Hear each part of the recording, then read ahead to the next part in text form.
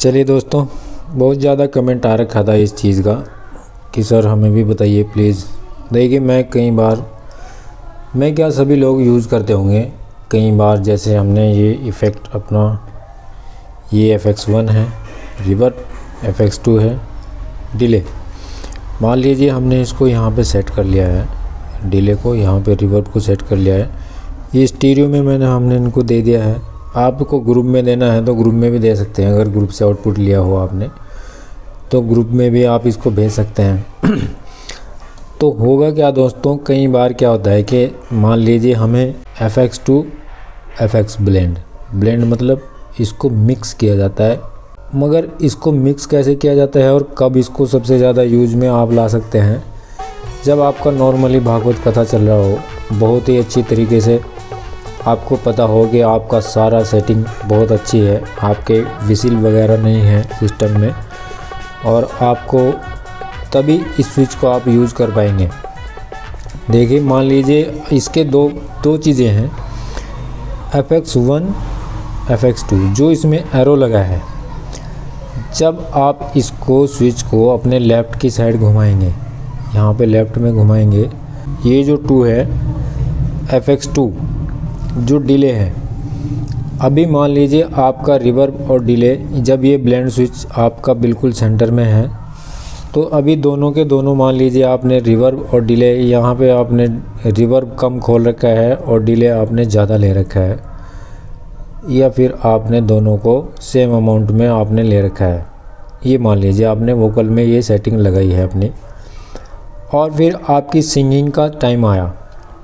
अभी मान लीजिए आपको कोई आलाप लेने लगे या कोई दोहा पढ़ने लगे किसी भी तरह से, और आप चाहते हैं कि आप अपनी इन सेटिंग्स को ना छेड़ें, ना आप रिवर्ब को छेड़ें ना डिले को छेड़ें, ये यहीं चलता रहे, और आप चाहते हैं कि नॉर्मली सिंपली ज़्यादा छेड़छाड़ कर किए बिना ही आपका आलाप एक अच्छे आलाप में बदल जाए, तो फिर आपको ब्लेंड स्विच में जा सकते हैं। अभी आपको जब ये आलाप आएगा, आपका इस मात्रा में यहाँ पे इफ़ेक्ट खुला हुआ है और ये जा रखा है आपका रिवर्ब।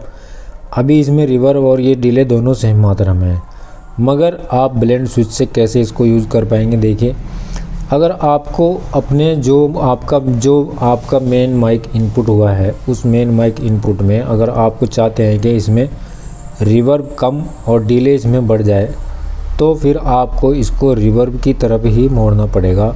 तो ये जो डिले है, डिले की इसमें परसेंटेज अभी यहाँ पे जब ये है तो ये 50-50 है, मतलब अभी उतना परसेंट ही इसमें 50% डिले है, 50% इसमें रिवर्ब है।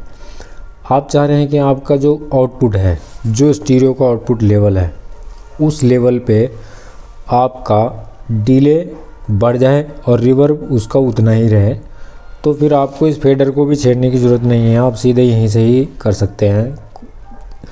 फेडर को छेड़ेंगे तो अप डाउन रह सकता है, कई बार डिले थोड़ा ज़्यादा हो गया, थोड़ा कम हो गया, मगर यहाँ पे कोई चांस रहेगा ही नहीं, क्योंकि ये बीच में आके सेट हो जाता है।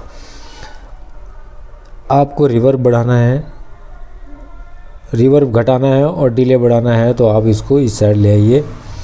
तो अभी आपका अगर पूरा कंप्लीट इधर ले आएंगे तो आपका रिवर्ब इसमें से ख़त्म हो जाएगा, सिर्फ डिले पे आपका इफ़ेक्ट चला जाएगा और डिले उसमें आपके माइक में बढ़ जाएगा। तो कई बार आपको लगता हो कि रिपीट ज़्यादा आ रही है और रिवर्ब कम आ रहा है, तो यहीं से भी आप थोड़ा सा इसको इधर ले जाएंगे, तो इसमें 60% अभी रिवर्ब हो चुका है, 40% डिले।